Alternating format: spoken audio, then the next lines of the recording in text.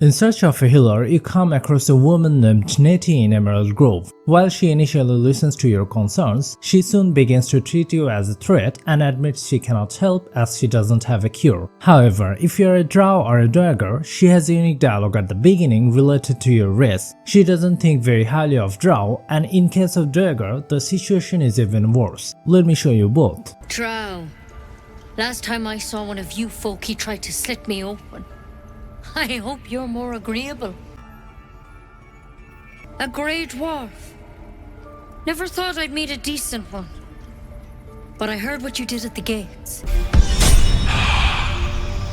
In a cave near the Risen Road, you'll come across a fight between a pack of gnolls and two Zhentarim agents. You can join the fight siding with either the humans or the gnolls. However, the gnolls are quite hostile from the beginning and it takes some effort to convince them to become non-hostile. If you succeed, you can fight alongside the gnolls and kill the Zhentarim agents. Once you do this, the gnoll leader becomes hungry again and presents you with 3 options. No matter what you choose, the ultimate outcome is either fighting them or making them leave the area. Many players do not know that there is a way to talk to the other gnolls and hyenas before killing them. To do this, before making any choice, switch your character and use the character to interact with them. In fact, the other gnolls don't have any dialogue options, only the 2 hyenas do. They have some funny dialogue lines that many players miss. Let me show you.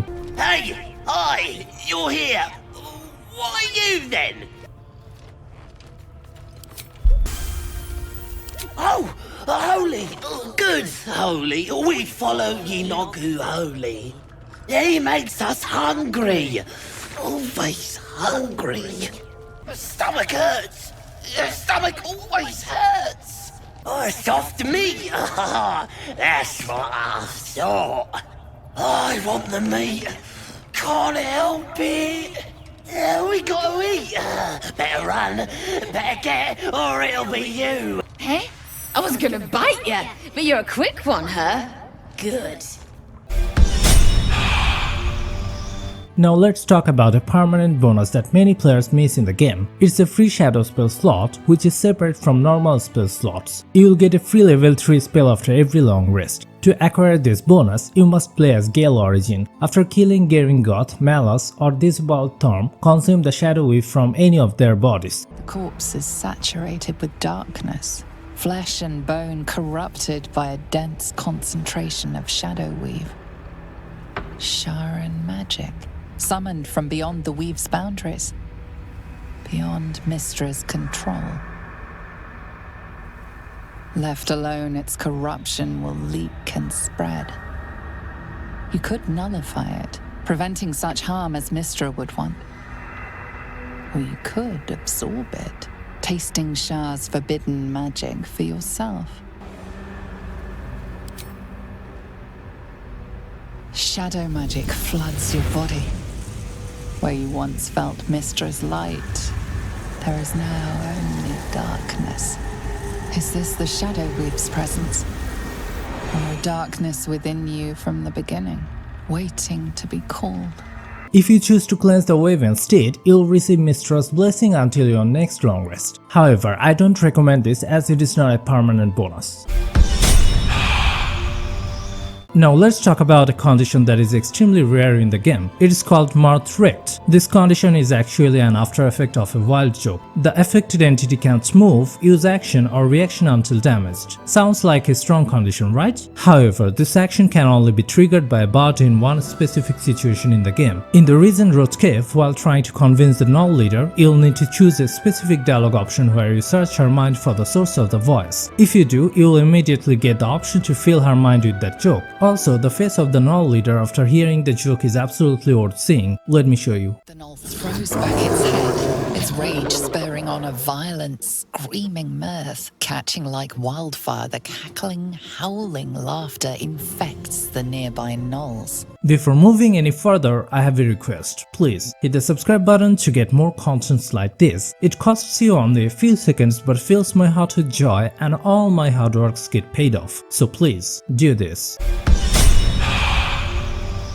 In the Rivington Beach area, you'll encounter a fight between the Stormlord's goons and the guild members. Before the fight begins, you can join the argument and choose which side to fight for. By now, most of you already know that MINSC is the Stormlord and he can be recruited into your party later in the game. But have you ever wondered what would happen if you brought MINSC here with you? Most people miss these special dialogues, but this time I have the Stormlord with me and I haven't triggered that specific cutscene yet. Let's see what happens.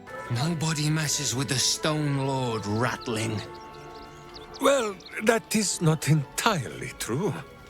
Nine Fingers sends her love, arsehole. Your Stone Lord's a dead man walking. MINSC is MINSC.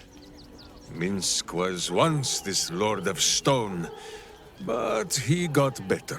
MINSC no longer answers to the Stone Lord, and the dead do not walk. Allow my hamster to show you. Oh, shit! That's the Stone Lord!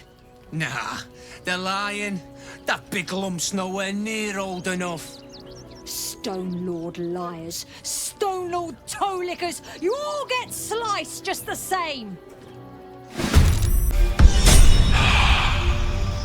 Who knows the thief best? Maybe the correct answer is another thief. Well, we get to see its implementation in Emerald Grove. When you try to buy something from Mattis, another tiefling kid named Sylphie tries to steal from your inventory. But if you're playing as a rogue like Astarion and catch the thief red-handed, you get a special dialogue and a very special reaction from Sylphie. Astarion reads Sylphie's thieving skills and Sylphie's like, well, I need to do better. To be honest, I didn't see that coming. One of the big kids. How did you catch me? Wow, thank you. I guess I'll try harder not to get caught next time. Bye. In a good playthrough, if you try to go to the rooftop before dealing with either Isabel or the Night Song, KLERIC will go hostile upon seeing you. In fact, you are not even allowed to enter the rooftop at that point. In my evil playthrough, I completed the task to bring the Night Song back to Moonrise but didn't bring Isabel. Without completing that task, I used invisibility to enter the rooftop. Normally, if you complete both evil tasks, KLERIC expresses his gratitude. But since I completed only one task and entered the rooftop without proper authority, KLERIC clearly didn't like it. However, he didn't start a fight either. I've heard a great deal about you, true soul. Indeed, I'd have thrown you off this tower by now, if I didn't want to have a little chat first. You've traveled a long way to make it this far. Lied, fought, killed. I can only wonder why. My motivations are clear, aren't they? I serve the Absolute. But you have defied her will. You failed to take Isabel, the Selûnite cleric. Indeed, true soul, she is nowhere to be found. Not only do you fail to carry out your orders, but you wish to question the Absolute. Either go back out there and retrieve the cleric, or kneel at the altar. See if the Absolute cares to explain herself to you. Go on. Now. It's really cool to see that you get different dialogues based on your actions. Completing no task, KLERIC starts a fight. Completing one task, KLERIC shows mixed feelings. Completing both tasks, KLERIC expresses his gratitude. Duke Ravengard wears one of the most powerful armors in the game. His sword is also a great one. Unfortunately, you cannot pickpocket them. You cannot knock him out either. If you try, he dies. So is there any way to get these powerful items without permanently killing him? Well, I have found a way to get them without killing him or facing any negative consequences. I have shown the full process along with some other rare secrets in this video. You can watch it by clicking here. Visit my channel to get more Baldurs Gate 3 videos like this. Subscribe if you like. Till then, have a nice day. Goodbye.